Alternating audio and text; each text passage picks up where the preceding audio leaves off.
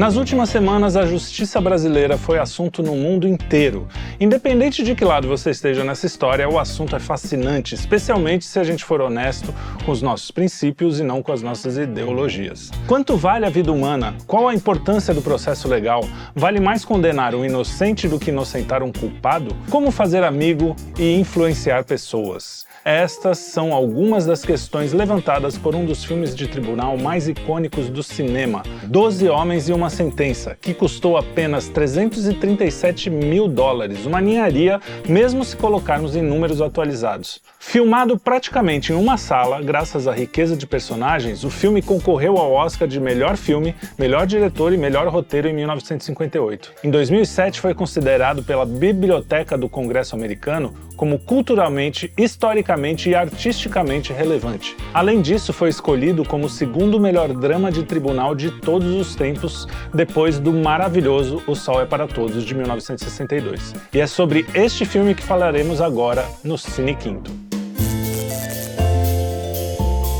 Antes de continuar, eu devo avisar que esse programa pode conter spoilers e se você decidir seguir é por sua conta e risco, beleza? Bom, o filme abre com uma cena linda do Tribunal de Justiça, a primeira cena, o tribunal grande, imponente, e fala sobre o julgamento de um menino hispânico acusado de assassinar o seu pai a golpes de faca. Ele abre com o juiz lembrando que, caso haja qualquer dúvida razoável sobre o caso, ele deverá ser considerado inocente. O juiz frisa também que a pena para o rapaz, caso seja condenado, é a morte. A votação só será aceita caso haja unanimidade. Os 12 jurados, então, se reúnem numa sala pequena e muito quente. E 11 deles votam pela condenação, dizendo que foi até uma decisão fácil. Só um jurado, o jurado número 8, diz que prefere deliberar um pouco mais com os colegas. Diante disso, começa a fazer questionamentos e mostrar os furos da história. A trama, basicamente, é essa discussão e a tentativa de persuadir os personagens. Logo na primeira cena, fora da sala, os 12 aparecem com os traços das suas personalidades já. É muito interessante quando você vê o filme pela segunda vez, você percebe que eles já estão lá, todos. Isso é um trabalho sensacional dos atores e dos diretores. Bom, o jurado número 8 é o único que destoa, como eu falei, né? E ele diz que essa decisão é importante demais para ser tomada sem reflexão. É a vida de uma pessoa, né, que está em jogo. Então aí eles já começam a mostrar, né, o valor da vida humana. Seria muito irresponsável, segundo o jurado, decidir qualquer coisa sem pensar direito no assunto. E o legal do filme é que é aí que a gente começa a conhecer a história do crime. Ele não é contado o que aconteceu antes. Durante a discussão é que a gente descobre o que aconteceu. E é um artifício interessante porque a gente, num primeiro momento, fica do lado dos que condenaram. E conforme o filme vai passando, né, a gente vai vendo que tem vários furos. O grande mote é assim, isso poderia ter acontecido? Tá no mundo das possibilidades? Existe alguma dúvida, qualquer dúvida, de que o crime pode não ter acontecido desse jeito? O filme inteiro, o jurado número 8 fala assim, ó, é uma vida, a gente não pode condenar se a gente tiver qualquer dúvida sobre o assunto. Claro que o filme, ele força um pouco a barra, quando a gente vê, tem algumas coincidências, muitas coincidências, circunstancialmente, o negócio realmente aponta pro rapaz, mas realmente, assim, se você for pensar mesmo, não tem nenhuma prova cabal. E aí, essa é a grande discussão, que é o clássico in dubio pro réu. Na dúvida, você inocenta, mesmo que você inocente um criminoso. Mas se você tiver qualquer dúvida sobre, você não pode condenar alguém, muito menos à morte, né? Porque aí o cara realmente não tem nem como ser... Depois se você descobrir o contrário, nem como recuperar, né? E por que a lei faz isso, né? Porque em uma sociedade saudável é importante que não mandemos os inocentes pra cadeira elétrica, é meio óbvio, né? E aí é que a maioria das pessoas começa a ficar #chateado, né? Porque é muito ruim a gente pensar que pode estar inocentando um criminoso, né? E isso pode acontecer nesse caso, pois a dúvida razoável não é prova de inocência. O fato dele não ser condenado não significa que ele é inocente, só significa que não tem prova suficiente. E isso é ruim pra quem quer justiça, né? Nos Estados Unidos, por exemplo, nesse filme, eles não falam inocente, eles falam não culpado, not guilty. É um detalhe, mas que mostra bem isso, né? A gente fica triste porque o mundo não é perfeito e nem sempre é possível que a justiça seja feita pelos homens, né? Se você acredita na justiça divina, esse problema fica um pouco menos pesado, mas ainda dói, né? Você saber que tem um cara aí que pode ter feito alguma coisa. O fato é que isso aqui é um vale de lágrimas e nem sempre as coisas são fechadinhas assim, né, certinho. Uma das coisas que podem mais dar paz de espírito é aceitar isso. Eu nunca vou saber de tudo. No final do filme, por exemplo, a gente não sabe se o rapaz é inocente ou não. A gente não fica sabendo. Mas isso não importa pro filme, isso é que é legal. Pois ele é inocentado não pela certeza de que é inocente, mas pela incerteza da sua culpa. Entretanto, as coisas podem se ceder para o outro lado, né? O chamado garantismo. A gente tem no Brasil uma quantidade imensa de situações, né, que o cara é pego, sei lá, com 1 tonelada de droga, com a mão na massa, sei lá, distribuindo, sabe? Todas as provas circunstanciais, às vezes até flagrantes, estão ali e o cara é solto por uma filigrana da justiça. Ao mesmo tempo, pessoas que não têm prova nenhuma de algum crime, sem crime, hoje estão presas. Uma pessoa que distribuiu água para os manifestantes lá do 8 de janeiro, né? Ou seja, quebrar o Congresso pode ser crime, mas distribuir água não, né? Então, tudo isso faz com que a gente... Esse filme é um filme que você tem que olhar num mundo ideal da justiça, né?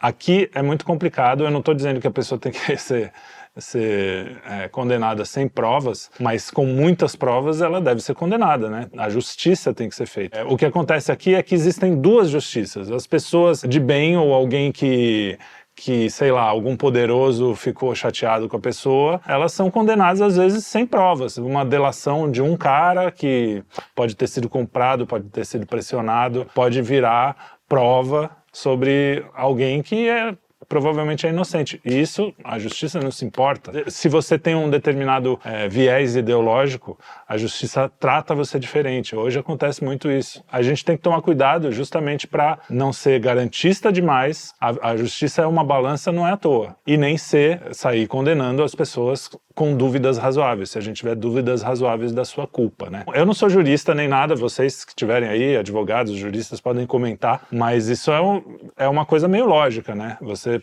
condenar um inocente é muito grave. E você também deixar um culpado com várias provas, já depois de ser julgado, já depois solto ou sem ser punido, também é grave, né? Isso não precisa ser gênio para falar, nem jurista. Até em relação ao filme, tem jurista americano que defende que a solução final dada não teria sido a ideal numa situação real, que havia provas circunstanciais suficientes para condenar e ainda eram necessárias muitas coincidências para que ele fosse inocente. Eu, francamente, não sei mesmo. Esse é o problema da justiça, tem muita nuance, é por isso que a inteligência artificial, o robô não pode ser juiz, entendeu? Porque tem nuances do tipo, no próprio filme mostra isso, que o jurado número 8, não, eu acho que é até um outro já, que já está do lado do jurado número 8. Ele fala assim, não, mas a moça que disse que viu o assassino através de um trem passando à noite, ela disse que tem certeza que ela viu, mas dá para ver pelo buraco no nariz dela, 2 buraquinhos que tem no nariz dela, que ela usa óculos. Então ela não tem essa visão toda,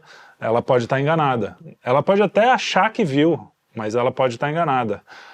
Tem outros exemplos do tipo, o cara entrou no tribunal mancando, ele não poderia andar numa velocidade X para chegar no lugar Y. Então assim, tem coisas que uma inteligência artificial não faria. Inclusive um dos jurados, um dos personagens, ele justamente faz esse papel, ele se atém explicitamente aos fatos, só os fatos, sem notar essas coisas externas. E outro jurado que é mais experiente, um senhor já, ele é ao contrário, ele se atém também aos fatos, mas ele consegue olhar essas coisas que não estão necessariamente no processo, coisas que você vê por ser uma pessoa, você consegue enxergar alguns detalhes, algumas nuances, né? Qual é o problema da justiça, principalmente no Brasil? E a gente sabe disso, não sou eu que estou falando, todo jurista fala isso, todo advogado, quando você tem um processo, vai falar isso, vai falar, o problema aqui é que as regras não são claras, existem várias regras diferentes e depende de quem você é. O juiz está lá, tem alguns assuntos que ele pode defender legalmente, mostrando todos os detalhes da lei. Um lado e o seu lado oposto.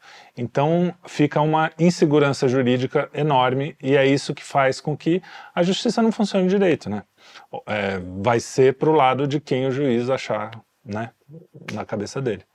Os bons juízes, eles vão usar tudo o que eles viram, né, e tentar fazer a justiça, e aí vão usar as leis de acordo, mas não são só bons juízes que existem no Brasil, nem no mundo, né, em lugar nenhum. porque as pessoas são falhas. Uma coisa interessante do filme é que a gente acaba se identificando um pouco com todos os jurados. O jurado número 1 é o cara que organiza tudo, ele parece que é um juiz dentro da sala. Não sei se isso foi combinado antes, mas ele tem esse papel. Ele junta todo mundo e quando entra no impasse, ele pede algumas vezes para as pessoas votarem, ele que conta os votos, ele está ali internamente meio que com papel de liderança. Apesar dele não dar muito palpite o filme inteiro, ele só fica meio que organizando a bagunça. O segundo, o jurado número 2, por exemplo, é um cara humilde, mas no decorrer do filme ele é meio tímido, quando ele dá o voto dele ele fala meio assim no começo, mas no decorrer do filme você vê que ele tem uma força interna, uma coragem que você não imaginava. Isso é interessante, que isso também a gente se identifica um pouco, né?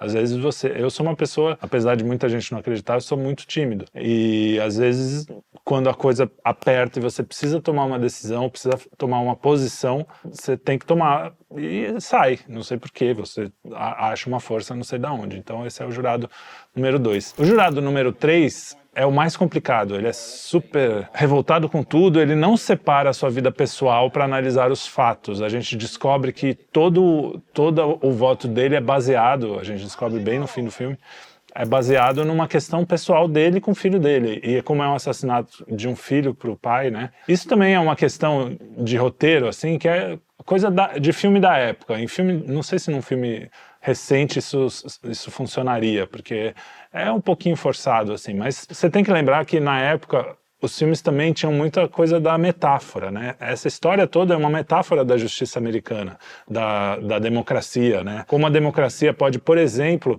fazer caça às bruxas, né? Ali ele fala bem disso, né? Nem sempre a maioria está certa, a verdade às vezes está com um cara só e ele tem que convencer os outros, porque é uma democracia, ele não pode simplesmente, né, decidir sozinho. Isso é muito difícil, mas faz parte. Esse filme é realmente uma metáfora do que seria o sistema judiciário americano. Bom, esse jurado número 3 é assim, ele é bem difícil e mistura a vida pessoal com a vida, com a sua decisão. O jurado número 4 é aquele que eu falei, que ia só nos fatos. Ele é um corretor da bolsa, bem frio, ele não sua, isso fala no filme claramente, tem uma cena que ele fala, pô, você não sua? Ele realmente não sua. Ele não percebe as sutilezas e é um cara que vai só nos fatos, que às vezes a gente também faz isso, né? Não, tem que ter esse lado também, né, na justiça. O jurado número 5 é interessante, porque ele faz o papel de como se fosse, ele vem do mesmo extrato social do menino que está sendo julgado. Ele é um cara que veio de baixo, meio pobre, e ele é ressentido com o preconceito de outro juiz, ele fica muito ressentido com isso, com razão, né? Porque o outro juiz fala, esse pessoal aí que mora naqueles lugares, a gente ouve isso até da esquerda, né? Principalmente da esquerda, né? Que, se tem pobreza, tem mais criminalidade, como se a pobreza causasse a criminalidade, e não o fato social todo, a cultura, enfim. E esse jurado fica bem ressentido com isso, e com razão, porque ele veio de lá e fala, não, pô, eu tô aqui, eu nunca fiz nada de errado e sou desses aí que vocês estão falando. O jurado número 6, ele decide as coisas muito lentamente, cuidadosamente, acha difícil criar opinião positiva, ele só ouve o que os outros falam, mas ele acha que tem que fazer o certo também. O jurado número 7 é um dos mais interessantes, ele é um vendedor egoísta e ele só quer que acabe o negócio logo, então ele vota com quem, se a maioria está contra, eu vou contra, se a maioria está a favor, eu vou a favor, porque ele quer que acabe o negócio logo, porque ele tem um jogo, eu acho que é um jogo de beisebol, sei lá, tem um jogo, um esporte lá, que ele quer sair porque tem horário para ele ver o jogo. Então esse cara tá pouco se ferrando com a vida do moleque, ele quer mesmo acabar com aquela história logo. O jurado número 8 é simplesmente o cara que bate de frente e é um homem comum, bom, que não quer fazer uma injustiça sem pensar no assunto. É um baita personagem também. O 9 é um observador experiente, que é um senhor já, e ele é um cara que já está no final da vida, também não quer fazer injustiça.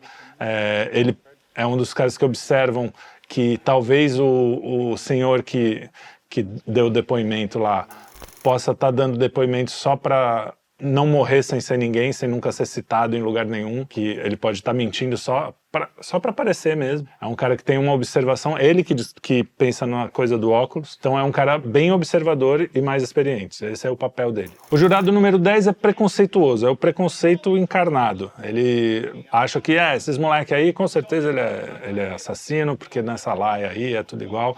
E também são coisas que a gente tem dentro de nós. Todos esses que eu tô falando são coisas que estão dentro da nossa alma, né, do nosso espírito, em maior ou menor grau, né? Então o preconceito, e às vezes o preconceito, a gente tem um livro em defesa do preconceito, o preconceito não é necessariamente uma coisa ruim, mas nesse caso porque você está julgando alguém, você não pode ter um preconceito a respeito. Então esse cara, o preconceituoso, é um dos que mais aparecem também, gritando e não sei o quê. O jurado 11, ele é educado, civilizado, calmo e não acha que tem lados na questão. Ele é sério, é honesto e é um imigrante, a gente percebe pelo sotaque que ele é um imigrante. E por ser um imigrante, ele também é uma espécie de minoria, então ele também sofreu alguns preconceitos na época, principalmente nos Estados Unidos, então ele meio que tem essa empatia com o rapaz, mesmo ele tendo votado culpado inicialmente, ele começa a perceber várias coisas que ele não tinha percebido e busca sempre a justiça e a verdade. E o jurado número 12 é um publicitário, que é engraçado porque ele, teoricamente, teoricamente não, o papel do publicitário é você fazer as pessoas mudarem de ideia, fazer as pessoas quererem alguma coisa que elas não pensaram, é você manipular as pessoas. Só que ele, dos jurados, é o mais manipulado, mais manipulável. Ele tem uma personalidade muito fraca, então ele fala bastante, fala muito dele, é muito egocêntrico, só que na hora ele quer tomar a decisão certa, mas na hora de tomar a decisão, ele fica meio que do lado do último argumento, assim, sabe? Ele é um cara meio... um personagem muito bom. Todos os personagens muito bem construídos. Esse filme é um filme de personagem, vale muito a pena ver, claro, tá entre os maiores filmes da história. No final, só tem um detalhe que eu acho meio verossímil no filme. Todos ali, ou pelo menos a grande maioria, tirando um ou dois, querem fazer a coisa certa. Todos. O personagem principal também, ele não muda, isso não é um defeito, porque um dos filmes que eu mais gosto, como De Volta para o Futuro, o Marty mesmo não muda. O que muda é o pai dele, as outras pessoas mudam, mas o personagem principal não muda. É engraçado que a gente sempre tem essa coisa, não, tem que ter o caminho do herói lá, não sei o que do herói, tem a jornada do herói, tem que ter, o personagem principal tem que mudar. E nem sempre é assim, esse é um filme que justamente o que faz o filme é o cara fincar o pé na sua consciência e não mudar. Então tem isso no filme, né? Na vida real, vai ter gente que tá lá no júri e não tá nem aí com o cara, que é só ir embora, como o caso do vendedor. Vai ter cara que é mesmo sacana, vai ter um monte de gente diferente. Então, ali, esse filme mostra mais ou menos como é que seria o ideal dentro de algumas possibilidades, mas tem umas forçadas de barra justamente por isso, porque ele quer provar um ponto. Mas isso não é um problema, o filme é demais. O cara tá sempre lembrando, né, o jurado número 8, que o ônus da prova é do acusador, ou seja, quem tem que comprovar que o cara fez o crime é o acusador, ele não tem que provar que é inocente, o outro é que tem que provar que ele é culpado, né? Então ele é inocente até que prove o contrário. É uma coisa que o nosso judiciário devia lembrar sempre, né? Ele só lembra quando é traficante, assassino, estuprador. Mas quando é gente normal, ele é culpado até que se prove inocente. Eu sinto que ele é culpado, por exemplo, tem uma das frases lá que um dos jurados fala, eu sinto que ele é culpado. É uma coisa muito importante da gente tirar essa lição também, porque no Brasil e no mundo tá muito comum esses julgamentos de espetáculo, né? E você tem só uma parte, provavelmente a parte que a imprensa quer te mostrar, e você já chega com um veredito ali, aquele cara matou, aquele cara fez, aquele cara roubou, aquele cara... Então essa coisa do espetáculo, né? Eu sinto que ele é culpado, sei lá, eu não sei nem porquê, mas eu tenho essa impressão. Isso é suficiente para tirar a vida ou a liberdade de um homem? Né? Essa é uma pergunta que a gente tem que fazer para nós mesmos. Não é fácil, fazer justiça não é fácil, por isso que a justiça perfeita só vem de Deus. A justiça dos homens nunca vai ser perfeita. Porque, por exemplo, você defender justiça para os amigos é muito fácil, mas quando a gente tem a chance de punir um inimigo, você sabe no fundo que ele fez alguma coisa errada, mas você não tem como provar. E é daquela vontadezinha de falar, não, mas eu sei que ele fez errado, então vamos fazer uma injustiça aqui para ele ir preso, porque isso seria justo. Não é, cara, porque isso vai se voltar contra você. Mas é muito difícil, é muito difícil. Eu confesso que eu passo por isso também, quando eu vejo aqueles políticos lá, que a gente sabe que fizeram um monte de porcaria e que, enfim, né, que acabam sendo punidos. E recentemente teve uma votação até do cara que matou a Marielle, e um monte de gente votou contra a cassação ou coisa assim. Um monte de gente até que seria politicamente contra ele. Pelo que eu entendi, foi por uma questão de uma lei lá. O que estava sendo alegado juridicamente não batia, você não pode. Foi exatamente esse ponto. O cara é meu inimigo político, é um cara que eu sei que fez alguma maldade, fez alguma coisa errada, mas eu não posso passar por cima da lei para punir ele. Eu vou ter que procurar alguma coisa na lei que faça com que a punição seja justa. Difícil, né? Essa é a análise mais ou menos do filme, né? A minha análise, que não sou jurista, como eu falei, mas gosto muito de cinema, tô aqui justamente por isso. Espero que você tenha gostado. E algumas curiosidades sobre o filme. Por exemplo, o ator principal, o filme não foi muito bem nas bilheterias na época. O ator Henry. O ator Henry Fonda, ele doou o seu cachê, ele abriu mão do cachê, porque o filme não foi muito bem nas bilheterias, então, mas ele acha que é um dos melhores filmes que ele já fez, então ele abriu mão do cachê, e é interessante isso, porque ele era já um ator bem conhecido. O filme custou, como eu falei, 300 e poucos mil dólares. Pra você ter uma ideia, em dinheiro de hoje isso seria 3,5 milhões. É muito pouco. Ó, Ficção Americana, que é um filme que também não tem grandes coisas, custou 10 milhões. O Oppenheimer custou 100 milhões. Esse filme teria custado 3 milhões e meio. Então, pra você ver como nem sempre a pirotecnia faz um bom filme, nem sempre a grana faz um bom filme. O próprio Ficção Americana provou isso, né? Um bom roteiro, com bons atores, é isso que a gente precisa. É por isso que Hollywood está desesperada, é por isso que a Disney está desesperada, porque eles têm tudo, dinheiro, pirotecnia, mas não tem roteiro. Não adianta, ninguém vai gostar disso. É isso que a indústria do cinema precisa lembrar. O filme foi dirigido pelo Sidney Lumet, que é o mesmo do Network, Rede de Intrigas, que a gente já falou no Cine Quinto, se você quiser ver. O Rede de Intrigas, que é um filmaço. Então ele é um grande diretor. Não vi mais nenhum filme dele, que eu saiba, mas esses dois, para mim, estão entre os top 10, 20, com certeza top 20 do cinema americano. Então, o Sidney Lumet está de parabéns. E é isso aí, meus amigos. Esse foi o 12 Homens e uma Sentença. Espero que vocês tenham gostado. No último programa, teve uma discussão a respeito dos replicantes. Eu falei do Blade Runner. Só para eu deixar aqui rapidinho um recado. O pessoal falou, o Blade Runner, os replicantes não são robôs, eles são clones. Acontece que na capa do filme, a primeira coisa que aparece é que eles são uma evolução de robôs. Tá escrito lá, em inglês, não é que é a tradução.